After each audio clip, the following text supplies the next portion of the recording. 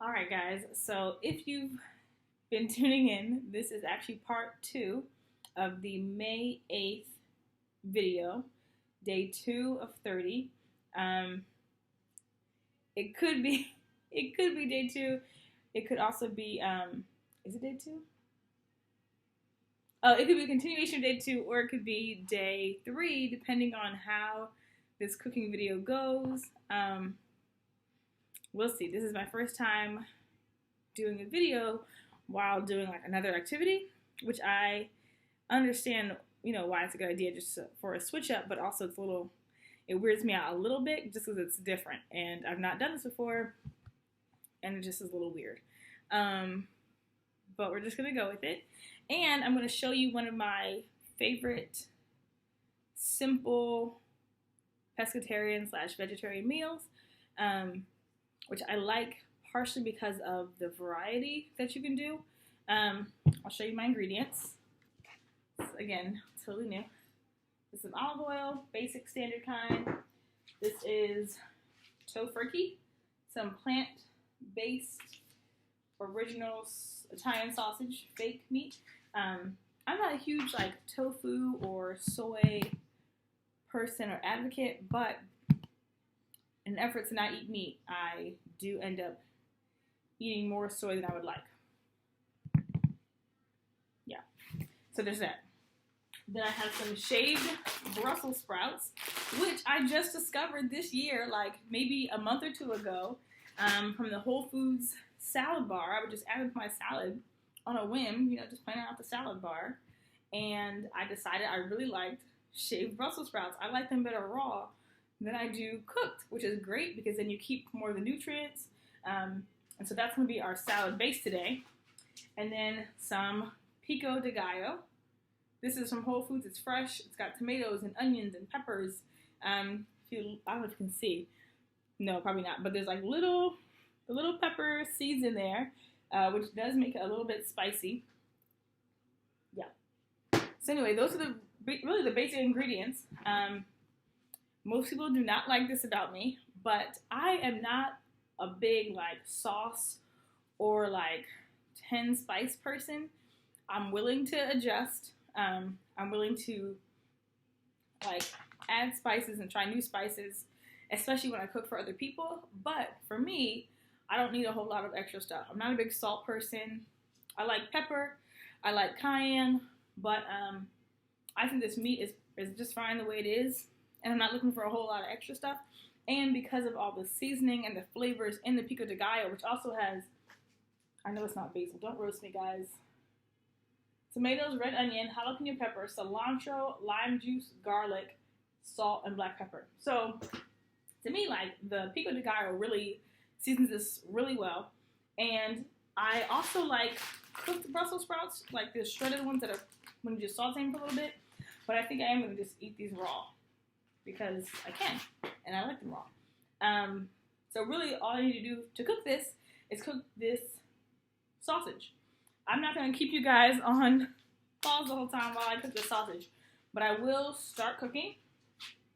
And then once I get to a lull, I'll just stop that part of the video and then start again. Yeah, that's it. This will also be interesting because I'm trying to decide if I want to stop and just stitch the videos together, or if I want to take this opportunity to learn how to speed through.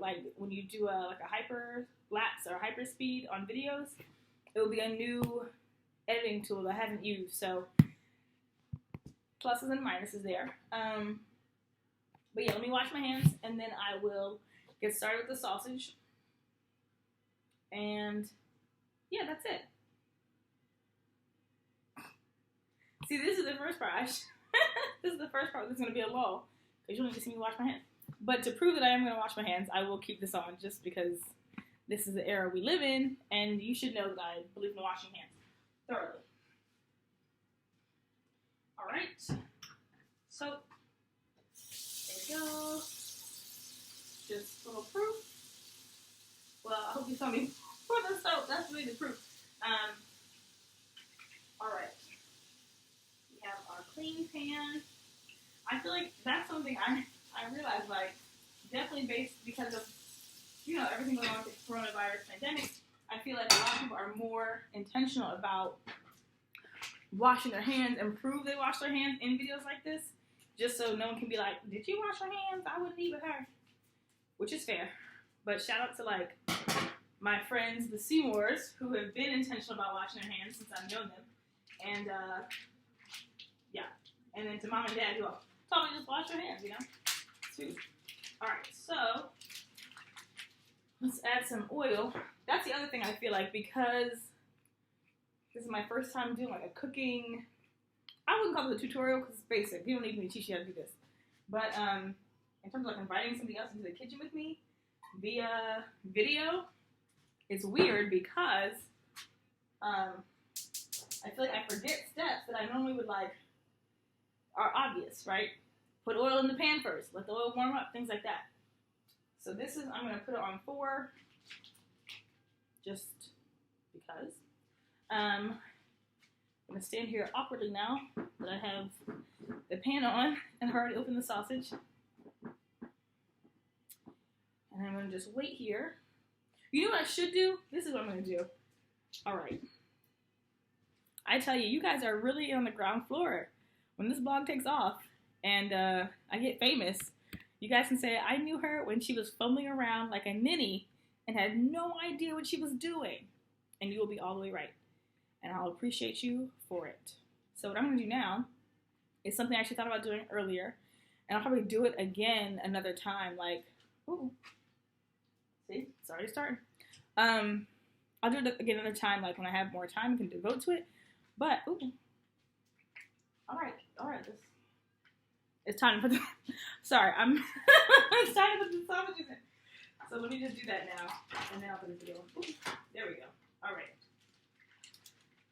Sausage. And I want to put a cover on so that it's a little bit faster. I don't have a cover that fits that perfectly, so we're going to just use that and clean it later. But what I'm going to do while it's cooking, and also just to continue in this journey, let you guys know a little bit more about me, is read through some of my tweets. Now, I wish I could go back and, like, start at the beginning to just address things from before, but that takes a very long time. And next time I do this, going through my tweets, which could be tomorrow, I'll just cue it up so that it's already, in the past. So this is going to be interesting because I recently rejoined Twitter, or started to retweet, started to tweet more, probably around the time the coronavirus ended, or started because, or let me say this, around the time my city started to shut down because of the coronavirus, because I wasn't on social media at the time, and so this was like the only way that I was like, maybe not the only way, but it was a way I was just like getting my thoughts out. So there's that. Yeah, see, all this is just April still, and I've been scrolling fast. I just tweet random stuff sometimes, things that pop into my head at the moment, or things that I've been like mulling over. Sometimes it's cryptic, sometimes it's very like in your face. This is what's going on. This is what I believe. This is what happened. Let me see if I can get some old ones though, because I think those are maybe more transparent. Yeah, definitely more personal. Look, this is from 2017. This is how it jumps. It goes from like this year, 2020, to 2017, which is wild to me. Because that's like the last time I was tweeting. And look, even that's not long. We're in 2016 now. And then, where are we here? Oh no, that is still 2017. I think I retweeted. But I don't remember. I think Twitter tells you like when you started. It might have been like 2012. Right after I graduated undergrad. Let's just start with, oh look, see, 2016. This is a real 2016 now. What was going on? I don't remember what's going on then. Woo!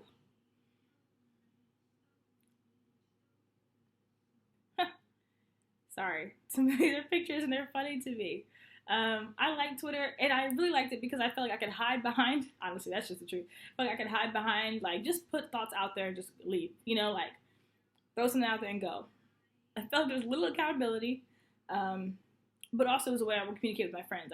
There was when I was in high school, I had a Twitter, and a lot of my people I hung out with back home were on Twitter, so we would talk that way.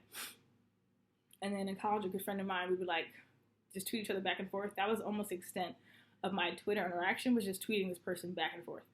I think all those are gone now.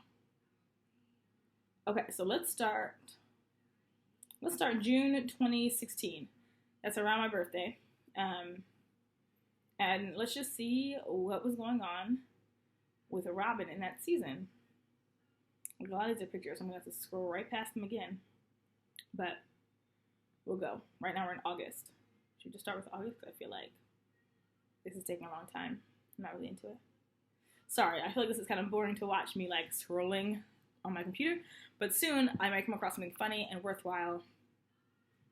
Who knows? We'll get to like, because I would do like random thoughts and things that you may not find out until 10 videos in, but we can just discuss now. Okay, early July now. Here we go. It's happening. I tweeted a lot early July, apparently. Look at this. Woo.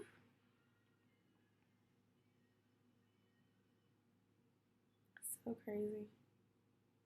A totally different frame of mind.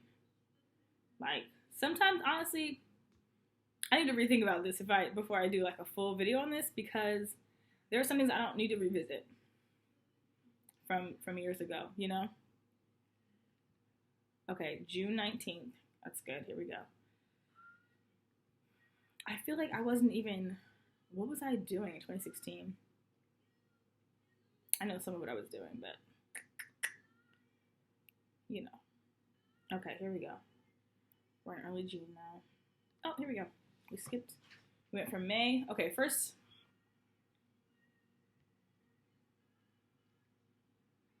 Okay. So, sorry, I just read this tweet from this guy. It said, BBC Sport, June 8th, 2016, noticed that Barack Obama was missing from Muhammad Ali's memorial service because he needed to attend his daughter's graduation. And this guy was like, I can't believe he didn't clone himself and go to both services at one time. So that was funny. A little sarcasm, but also like just unrealistic expectations of people because of their position. Like it's his daughter, you know, for sure he should go to her graduation. All right.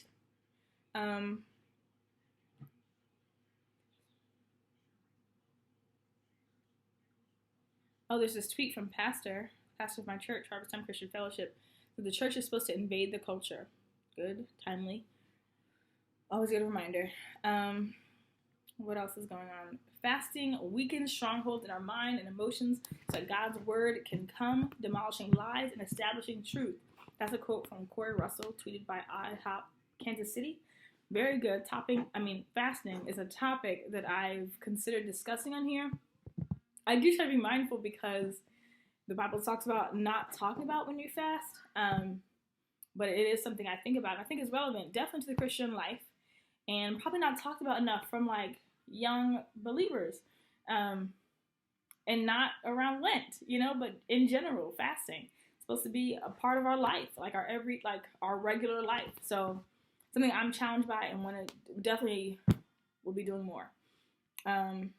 Have been doing a bit more, but we'll be doing more. What else? A tweet from Jesse Duplantis Ministries. God has equipped you with all that is necessary to live a godly life. Don't neglect to exercise your authority over the forces of darkness. Really good. Let's see.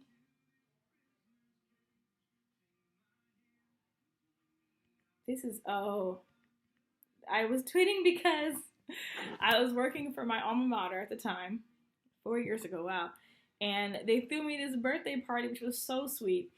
This is a little Robin fact. It is very hard to surprise me on my birthday. Here's why. I love birthdays. I love them so much. I love mine. I like yours. If you ask me my favorite holiday, it's my birthday, followed by Christmas. Sometimes those two switch, but usually that's the order. I just love them, you know, like you're alive. What a celebration. I think you should celebrate life every day, right? Every day you should be grateful you're alive because people do not make it. But if you, especially when you're given like a day where other people will join in on that celebration. I feel like, yes, do it up. Have a good time. Celebrate all week. Celebrate all month. Do your favorite things with your favorite people. To me, that's the best. That's the best. This year, I'm starting an annual birthday hike. I don't know when this pandemic or the stay-at-home order is going to be lifted, but as soon as it is, I'm going to start planning this hike because I love hiking, and I have a few friends that really enjoy it too. So it's just great to be outside. My birthday's in the summer, so we're on the cusp of summer. So yeah, it's a good time. Let me just check the sausages real quick. They're taking a long time. I'm also not using the pan I wanted to use because it was in the bottom of the drawer under all the other pans, and I didn't want to undo the pyramid. Uh-oh.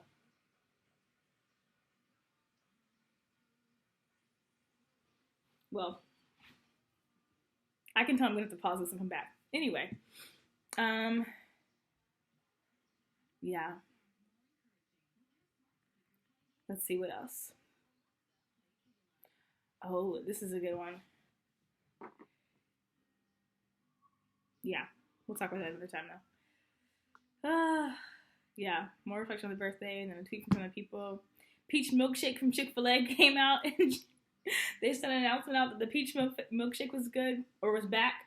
It is good, that's a fact. But that it was back out in June, that was great. Yeah. Then my friend Ikea, Miss Brave, she wrote this tweet on June 9th, 2016. I hate the objectification of women, but what I hate more is how we women buy into it. I'm guilty of once not knowing my worth. Let me tell you something. This could be a whole vlog series for a couple days.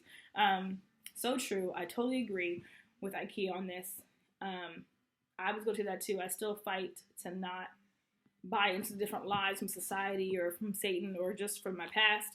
And I love that Ikea, I know she talked before about this, but like, first of all, there's this belief that in Christianity, women are inferior to men, which is not true. Christ esteemed women throughout his entire ministry.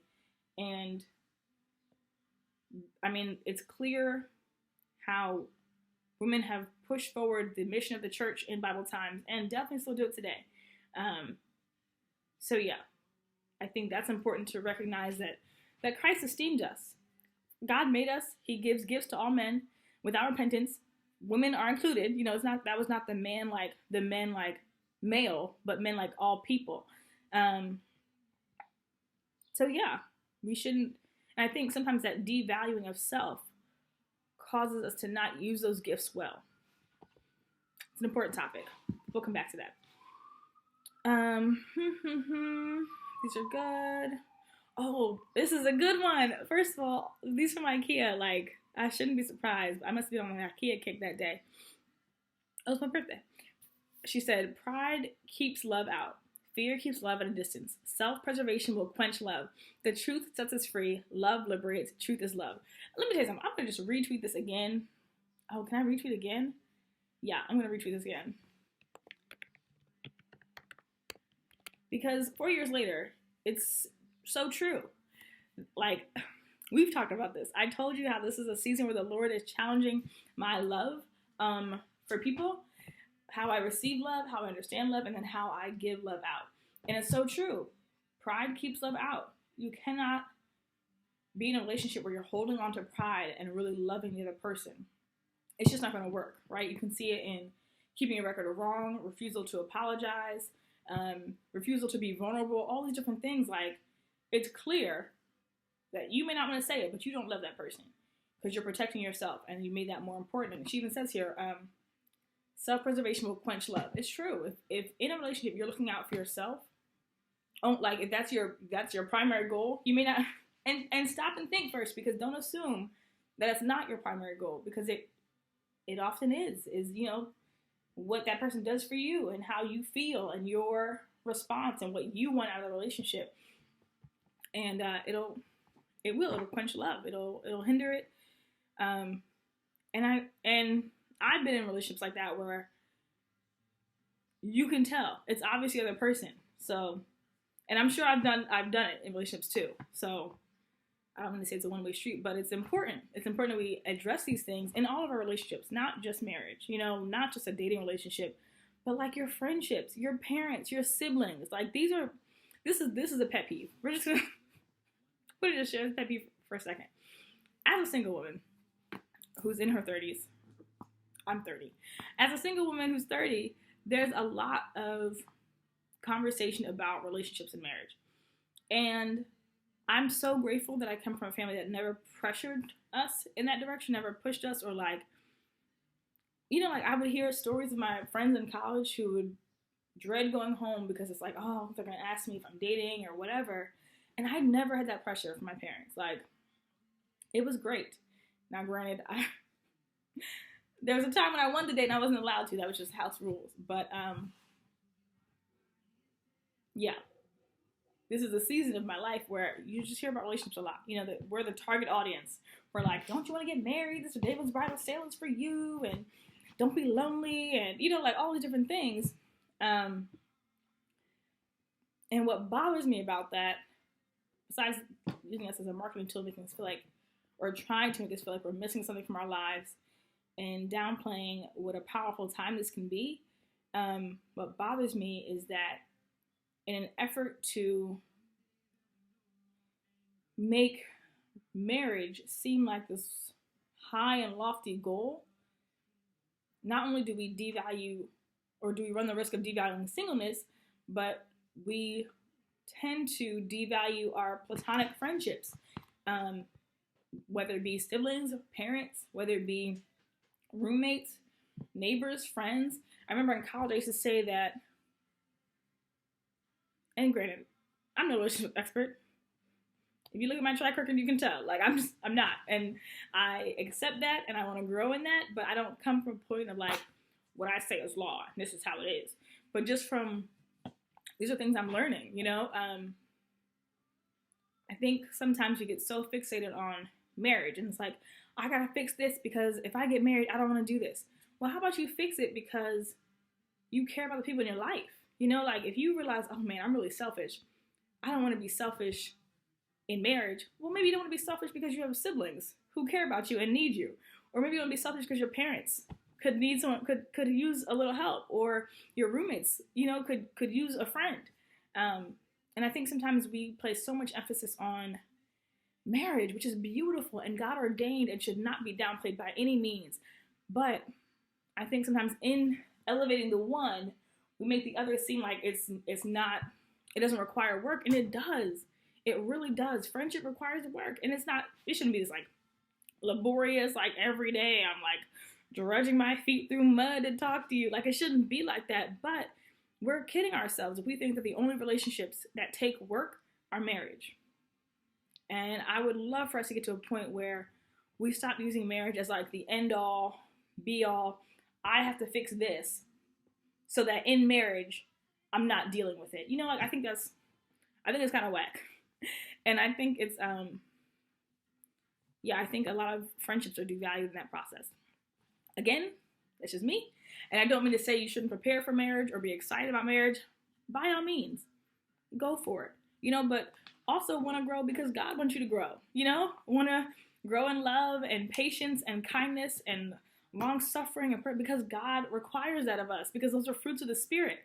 And then, because you've got other friends, you've got family members, you've got coworkers who need you to be better and kinder and more understanding, And if God brings somebody new into your life, then amen and congrats. But like, I don't know. Let's think about people that are already there too. Let's not be so dismissive. Sorry. Totally. This is like a whole other rant. And I'm barely cooking. Look, this is, it's because I'm using the wrong pot. I know it. That's okay. I'm going to turn it up. This video, this is what I might do. I'm probably going to stop this video and then I'll just come back. It's been real, guys. I'm going to check out these sausages. Okay, y'all. So in the spirit of transparency, okay, I like my meat or meat products, like fake meat, to be crispy. This is not like not seafood, but like burgers, sausages. I like a nice like all around crispness, so you crunch and then get to the soft part, right?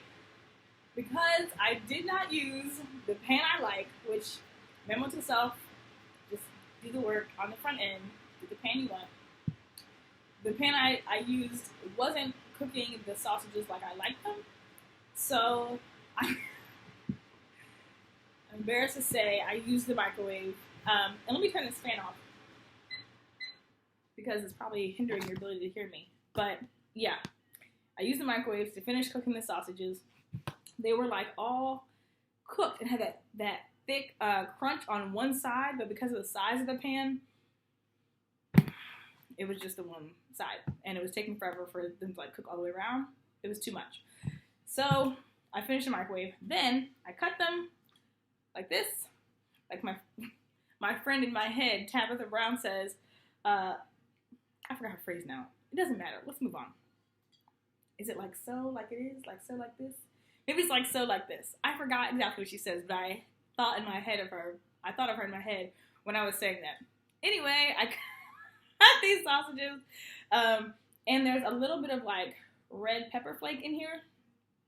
So it's like a little bit of spice, but like very minimal. I might put some cayenne in the salad, actually. Oh, there's already jalapenos in there. Not gonna do that. Anyway, I could have made them smaller because I like a little bit of meat in every bite. Yeah. Also, something I do, which I hope is not lazy, but it just makes more sense to me. When I make a salad, I like to use a big, especially if it's just for me, I like to use a big Tupperware container. And in this way, I can just eat right out of the container. Which, again, when you live in a house with like 1,000 people, you see me struggling to open this bag, but when you live in a house with all these people, it's dishes pile up quickly. And I want to, even though I'm going to do them right now, I don't want to, you know, why waste water? Spend more time washing dishes. So anyway, the shredded Brussels sprouts go right in this bowl. I probably should do this on the counter behind me so you can see, but these are things I'm learning as we go. Alright, so there they are. Brussels sprouts, dropped some. Clean those up. Here we go. And then we'll put the pico de gallo in. I'm just going to dump the whole thing right in there. And it's not really a lot in here. Like, that one bag was, I think, 12 ounces? Yeah, 12 ounces. Not a lot. I'm just going to put the whole thing in here. This is like, no way. Anyway, I'll just put this whole thing in here. So, I just talked to myself a lot. Okay. Then I'm going to take this spoon and scoop out the rest of this because I really like all the seasoning that's in here. When you're up close, you can see, like, look at that. All the little seasoning bits right in there. Pepper seeds and the salt, everything. I give it a good mix. There we go. Oh, it smells so good. Like, I didn't even do anything else to it, but just the flavor of, or the seasoning. The seasoning is fresh. The red onion and the jalapeno and the pepper, like, just love the smell. It just smells like fresh vegetables. Okay. So mix that up and just throw in the sausage like so. I should have turned that towards the camera. I didn't. Now I know. And then we'll mix in there. When I do it with spinach, it does tend to wilt the spinach a bit, which I don't mind, but there we go. This is staying pretty crispy. And then, the jalapeno is amazing. Another benefit of this big dish, if I close it, give it a good shake. Especially if I have like salad dressing I'm gonna add to it. But this is good for now. I'm gonna clean up my mess. Get the dishes done, put the stuff back in the cabinet, put the dishes away. Throw out the trash. I'm still using this to my last salad before this. This is salmon and spinach. I don't think I added pico de gallo to this one, but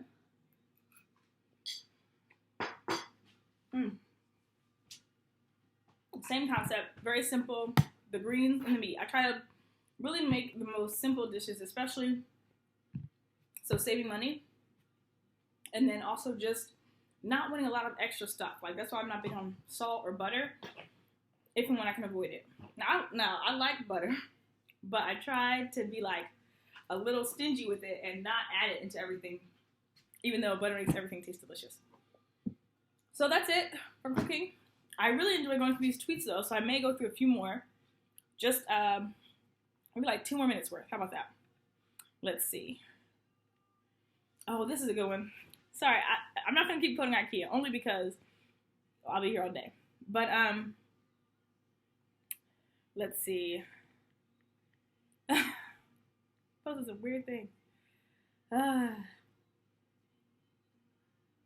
Yeah.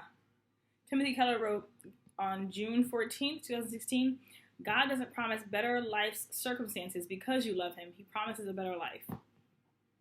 That's fair. That's like a quote you need to chew on later.